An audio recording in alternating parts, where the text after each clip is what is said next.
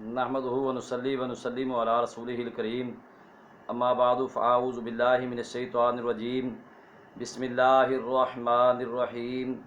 Anima تکونوا یدرککم الموت ولو کنتم فی بروج مشیدہ۔ اللہ تبارک و تعالیٰ قرآن پاک میں ارشاد فرماتے ہیں کہ اینما تکونوا، تم جہاں کہیں بھی ہو، یدرککم الموت، موت تم کو ڈھونڈ لے گی، پا لے گی، ولو کنتم فی بروج مشیدہ،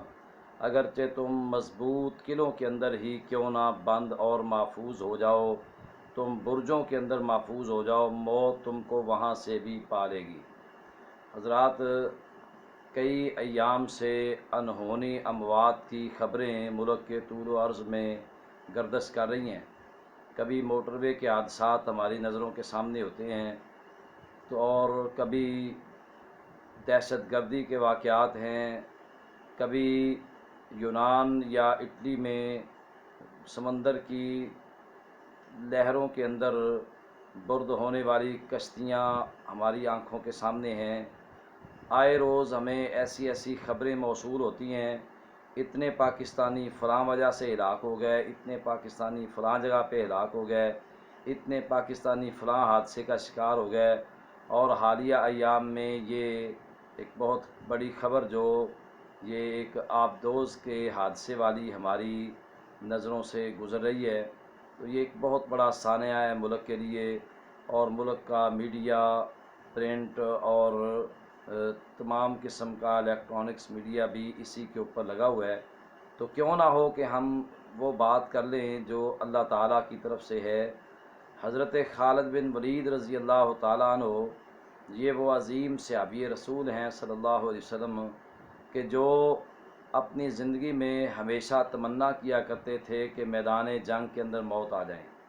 خالد بن ولید رضی اللہ تعالیٰ عنہ اپنے مرگ بستر پہ لیٹے ہوئے ہیں، بیماری کی حالت میں زندگی کے آخری ایام گزارے ہیں،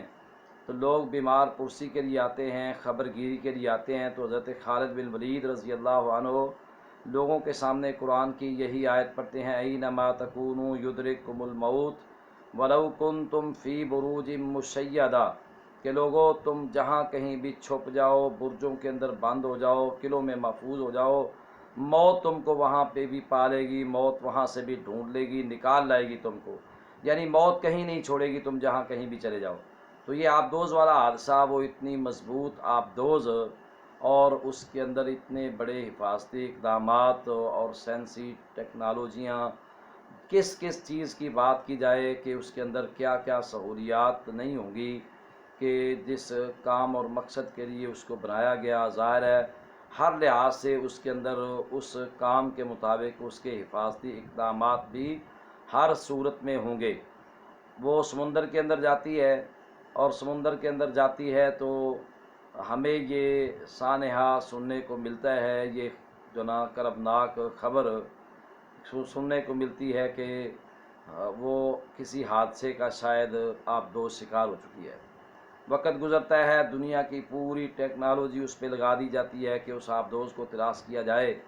اور آئے روز خطرے کی گھنٹیاں بجتی بجتی آخر وہ اعلان سننا پڑنا کہ جس کے ساتھ یہ کلمات کہے جاتے ہیں، انا للہ و انا الیہ راجعون۔ تو اس میں ہمارے جو پاکستانی بیچارے اللہ کے ہاں پہنچ گئے ہیں، جہاں بھاگ ہو چکے ہیں، ہم ان کے لیے اللہ سے دعا گو ہیں، اللہ پاک ان کے ساتھ رحم والا معاملہ فرمائے۔ ان پہ بہت سارے تبصرے ہو رہے ہیں، بھائی ہمیں ان کے اوپر تبصرے کرنے کی ضرورت نہیں ہے، اللہ تعالیٰ کا اور ان کا اپنا معاملہ ہے کہ انہوں نے اتنی رقم خرچ کی، وہاں پہ گئے، نہ جاتے یہ ہوتا وہ ہوتا، بھئی ہمیں یہ ہوتا وہ ہوتا کی ضرورت ہی نہیں ہے۔ انہوں نے اگر ان کے زندگی کے کئی اہم پہلو دیکھے جائیں تو بڑے بڑے اچھے بھی کام ملک پاکستان میں کیے۔ سب سے بڑی بات کہ ہزاروں پاکستانیوں کو انہوں نے روزگار فراہم کیا تھا، وہ چاہتے تو وہ بھی کسی بزنس مینوں کی طرح کسی دوسرے ملک میں اپنا کوئی بڑا کاروبار کر کے اس سے بھی زیادہ پیسہ کما سکتے تھے جتنا وہ پاکستان سے کما رہے تھے۔ تو بہرحال وہ اپنے ملک کے وفادار تھے، ملک کے اندر ان کی بہت بڑی انڈسٹریز ہیں، اور ملک کے ہزاروں خاندانوں کو انہوں نے روزگار فراہم کیا تھا۔ تو اللہ تعالیٰ ان کے ساتھ رحم والا معاملہ فرمائے۔ ہمارے لیے بہرحال اس میں ایک بہت بڑا سبق ہے کہ اینما تکونوا یدرککم الموت، تم جہاں کہیں بھی ہو موت تم کو پالے گی، موت سے نہیں بچ سکو گے۔ تم قلعوں کے اندر بند ہو جاؤ، برجوں کے اندر چلے جاؤ۔ تو حالیہ ایام میں موٹر وے پہ کار حادثہ جو ہوا، ہمارے اکثر میڈیا پہ معروف ہے، لوگوں نے دیکھا ہے کہ وہ بیچارے 5 لوگ جل گئے۔ پھر یہ اسلام آباد اور جھنگ روٹ پہ چلنے والی جو بس کا حادثہ ہوا ہے کلر کہار میں، وہ بھی کسی کی نظروں سے اوجھل نہیں ہے۔ اسی طرح کئی سانحات و واقعات ہم ان ایام میں سن چکے ہیں، یونان کے سمندر میں، اٹلی کے سمندر میں ڈوبنے والی کشتیوں کے پے در پہ واقعات، اور ان میں کئی پاکستانیوں کی ہلاکتیں۔ بہرحال یہ ہمارے لیے ایک خطرے کی گھنٹی سے کم نہیں ہے، ہمیں بھی ایک نہ ایک دن اس دنیا کو چھوڑنا ہے۔ تو ہم اس بات پہ توجہ دیں کہ کیا ہمارے پاس زندگی میں کوئی ایسا عمل ہے کہ ہمیں اس دنیا کو چھوڑتے ہوئے کوئی پچھتاوا اور ندامت نہ ہو۔ کیونکہ بہت سارے لوگ ہیں جو دنیا چھوڑتے ہوئے اللہ تعالیٰ سے یہ مطالبہ کرتے ہیں کہ یا اللہ ہمیں تھوڑی سی مہلت دی جائے۔ تو جب اللہ سے مہلت مانگتے ہیں تو اللہ کہتے ہیں وَلَن يُؤَخِّرَ اللَّهُ نَفْسًا إِذَا جَاءَ أَجَلُهَا، تو ہم کسی کو بھی مہلت نہیں دیتے، جب کسی کا وقت مقررہ آتا ہے تو پھر اس کو مہلت نہیں دی جاتی۔ تو کیا ہمارے پاس کوئی ایسا عمل ہے کہ اگر اللہ تعالیٰ کی طرف سے ہمیں آواز پڑے تو کیا ہم اس آواز پہ لبیک کہہ کے اپنے رب کے ہاں جانے کے لیے تیار ہیں؟ کیا اس کے لیے ہمارے پاس ایسی تیاری ہے کہ کل ہم وہاں پہ اپنے رب کے سامنے پیش ہونے کے بعد سرخرو ہو جائیں گے؟ اگر تو ہے تو جزاک اللہ، اگر نہیں ہے تو پھر ہمارے حسن، ہماری جوانیاں، ہمارا یہ پیسہ روپیہ، مال و دولت کسی کام آنے والا نہیں ہے۔ ہمیں ان سب کو ایک جگہ الگ سائڈ پہ رکھتے ہوئے اپنے رب کے ساتھ اپنا تعلق مضبوط کرنا ہوگا، کیونکہ مال و دولت کے ہوتے ہوئے بھی اللہ کے ساتھ تعلق رکھے جا سکتے ہیں۔ اس کی بہت ساری اسلام کے اندر مثالیں موجود ہیں۔ حضرت سیدنا عثمان غنی رضی اللہ تعالیٰ عنہ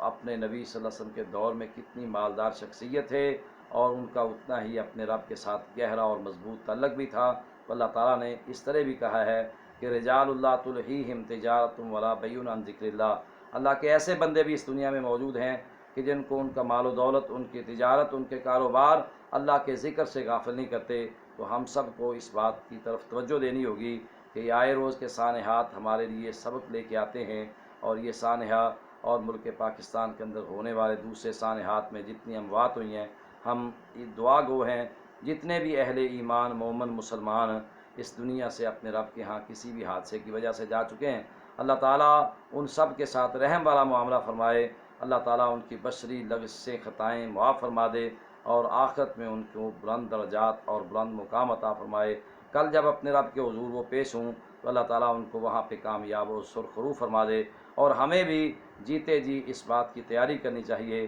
کہ اللہ تعالیٰ آنے والے ایام ہمارے لیے بھی بہتری کے ایام بنا دے، اور نہ جانے موت کب ہمیں بھی آواز دے لے۔ تو اپنی موت سے پہلے ہمیں اس کی تیاری کرنی چاہیے، اچھے نیک صالح عمل کرنے چاہیے، اور خصوصاً ان ایام میں تکبیرات کثرت سے پڑھیں، اللہ اکبر اللہ اکبر، لا الہ الا اللہ واللہ اکبر اللہ اکبر وللہ الحمد۔ دیگر کلمات تکبیرات جو ہیں وہ ذوالحجہ کے ایام میں ان کو کثرت سے پڑھیں، اللہ اکبر کبیرہ والحمد للہ کثیرہ وسبحان اللہ بکرۃ واصیلا۔ اسی طرح تکبیرات کے کلمات میں اللہ اکبر اللہ اکبر اللہ اکبر، لا الہ الا اللہ، اللہ اکبر وللہ الحمد۔ یہ مختلف کلمات ہیں تکبیرات کے، ان کو مرد عورتیں بوڑھے بچے کثرت کے ساتھ پڑھیں تاکہ ہمیں ان ایام میں زیادہ سے زیادہ اجر و ثواب بھی ملے، اور ہمیں اپنی آخرت کی فکر بھی نصیب ہو۔ والسلام علیکم ورحمۃ اللہ وبرکاتہ۔